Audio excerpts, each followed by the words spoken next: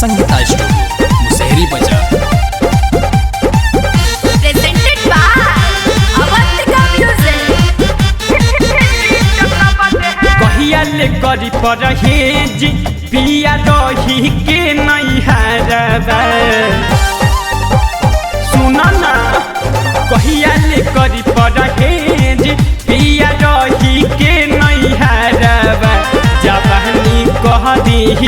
टकबले अरे माई जवानी कह दी टकबले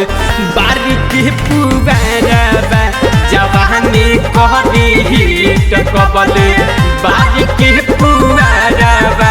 जवानी कह दी टकबले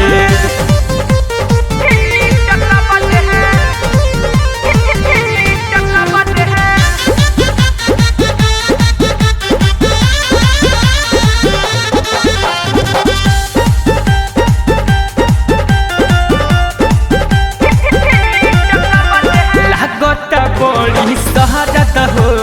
कमर में उठे दर्द हो पाला हो जाता सारा सिस्टम बुझ परेशानी मरद हो बुझ परेशानी मरद हो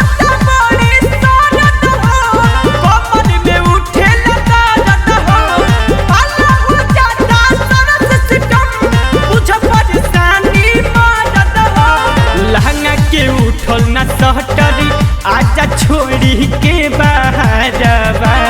लहंगा के उठल न सहटर आजा छोड़ी के बाहर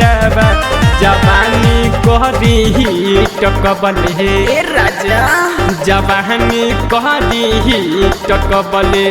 बारिक पुआरबा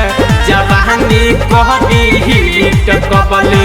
बारिक पुआरबा जवानी कह दी टकबले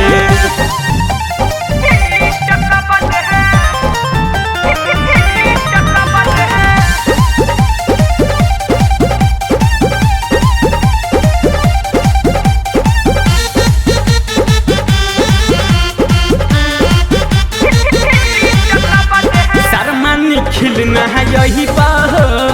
ओढ़ल माल तू पैबह कदेव बोलू के नामे सौदा बाद में बड़ी पछतैब हो बाद में बड़ी पछतैब हो शर्मानी खिलना यही बह ओढ़ल माल तू पैबह कदेव बोलू के नामे सौदा बाद में बड़ी पछतैब हो कैसे संहारी खोखा दिन चढ़ता लहरबा कैसे संहारी खोखा दिन चढ़ता लहरबा जवानी कह दी टकबले सुना ना जवानी कह दी टकबले बारिक पुआरबा जवानी कह दी टकबले बारिक पुआरबा जवानी कह दी टकबले मैं बोझा फूकी दहनी राजा।